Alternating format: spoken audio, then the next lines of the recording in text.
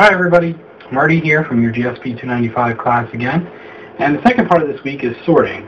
Now sorting is a fun and interesting topic. It's also very extensive. The chapter in your book goes through some pretty good details on all the sorting algorithms. Well, not all of them, but a good majority of them. And we're going to talk about a couple of them here to give you a good basis. Again, I'm going to try to stay away from too much low-level coding, but give you enough of a middle abstraction so you understand what's going on. Refer to the book for the actual coding details, or web resources as well are great for this. There's a bazillion of them for sorting.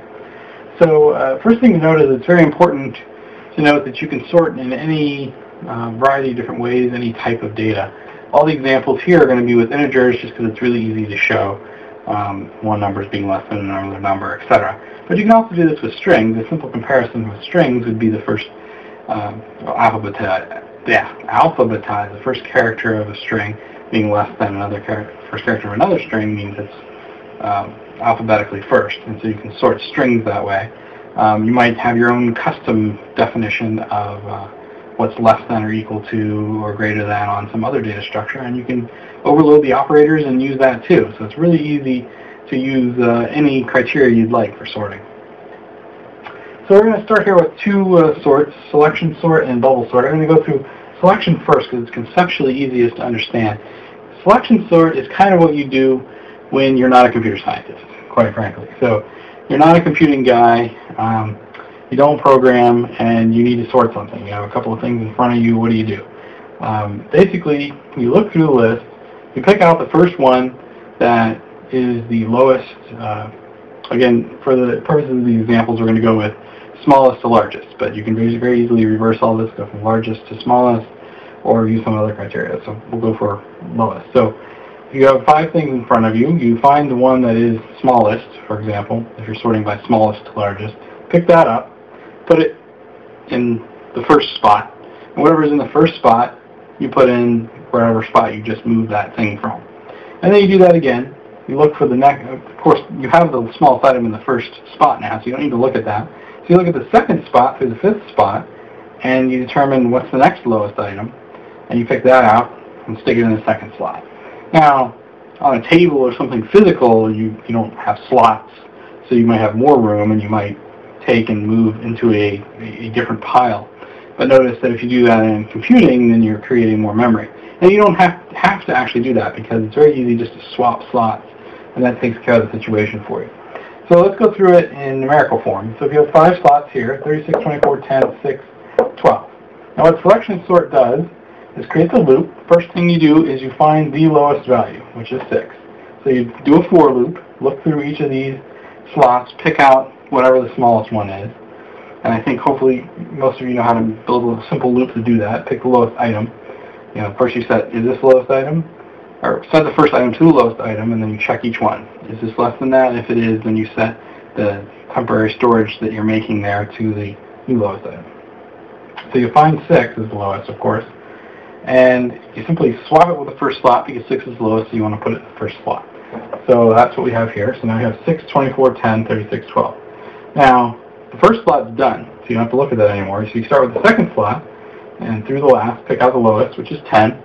And again, you flip them. So 6, 10, 24, 36, 12. Now, all these slots first 2 slots rather, are both sorted. So you look at the third slot. Third slot is 24.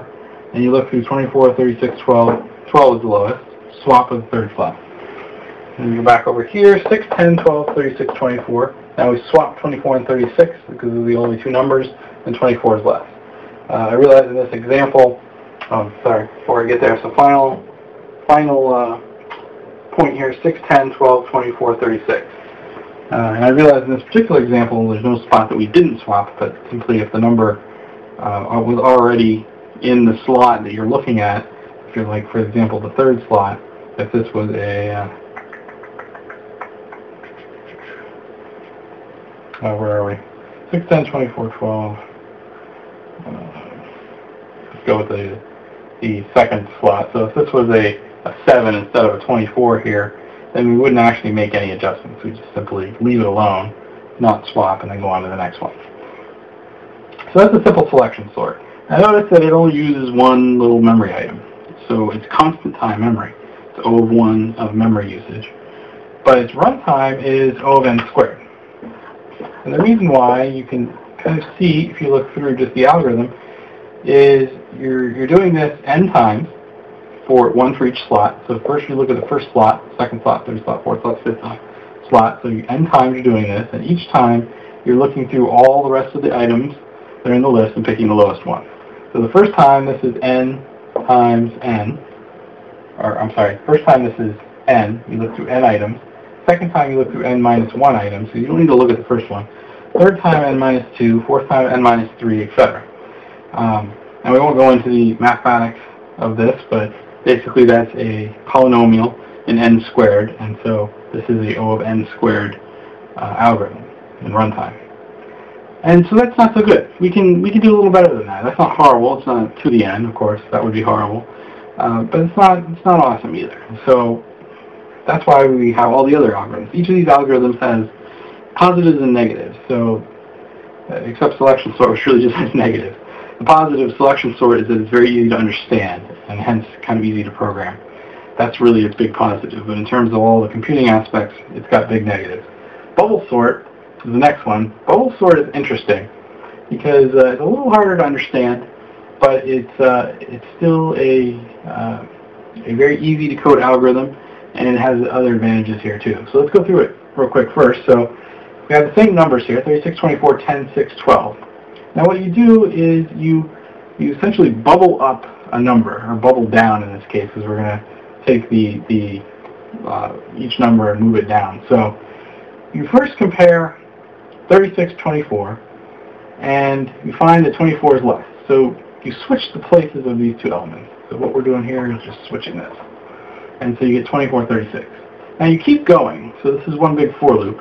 In the second instance of the for loop, now you're looking at the first position, so the 0th position, and you compare it to the next one down, which is 10. So you're comparing these two, 36 and 10, and they're in fact in the wrong order, so you swap them again. So now you have 24, 10, 36. Now you're looking at 36 and 6, and again they're in the wrong order, so you swap them again. And now you have 24, 10, 6, 36, 12. And then you look at the final two, 36 and 12, and they're again in the wrong order, so you swap them again. And now you've just made 5 swaps. But we're not at all sorted here. But notice that the 36 is now in the correct spot. So in all these instances, we've essentially picked out the largest, in this particular instance of the for loop, we've picked out the largest value and we've bubbled it down to the top of the end of the list in this case. So now you do this again, basically. Start over again, 24, compare 24 and 10, flip them, 10, or 24 would be down here then. So 24, write this here, 24 and 6, flip them, and then we compare, so it'll be 24 and 12, compare those two, and flip them. And now when you're done with that, you notice that you'd have, doing this in my head real fast, so I apologize if there's any mistakes here. 24, oh no, that's going to be a 6, right? 6, 12, 24, 36. And notice 36 is in its right spot, 24 is in its right spot. Do this again with just these first 3 positions now. You don't need to hit the last 2 because you know that they're going to be already sorted. And you move those around until eventually you get to the sorted solution. So what this is doing is doing for loops, and each time you're doing n minus 1 for loops. So the first time you're looking through n things, you can make n swaps. And then the second time, n minus 1. The third time, n minus 2. Looks familiar. This is the exact same, even though the algorithm is different, the exact same runtime calculation as selection sort, and that comes out to O of n squared. Now the interesting thing about bubble sort is that's in the worst case. In bubble sort, there's actually a way to adjust the algorithm slightly, and again, you're going to see the book for the details here, but basically the idea is you keep track of whether or not you swapped anything. Because if you haven't swapped anything at all, then the array must be sorted, okay? So if it's already sorted, you don't need to continue. So you can simply do one loop, check on it, if anything's swapped. If it's not swapped, then you're done, and you've actually done this in O of n, which is very interesting. So bubble sort has a very distinct advantage over selection sort in that it's actually faster in the best case of a already sorted array. Now you're going to ask yourself, why do I care if why is the array already sorted? It's never going to be so. But that's actually not true. You'll find a lot of cases where you don't know. You of course don't know whether the array is sorted or not sorted, but it might be sorted 50% of the time, 60% of the time, certainly not 100% of the time. If it's 100% of the time sorted, you don't need to bother. But you might be in a particular instance in crafting code where you know that the array is going to be sorted most of the time, or even half the time. Bad idea. Do this, get O of n runtime. It's very quick. There's no space required again because now you're just flipping elements, so you don't. It's a constant time space requirement, O of 1, and you can very quickly sort. It's very easy to program. And that's really the advantage of bubble sort. Now we're going to stop here for a second, and well, I'm going to stop here, but you're going to continue in just a moment with merge sort.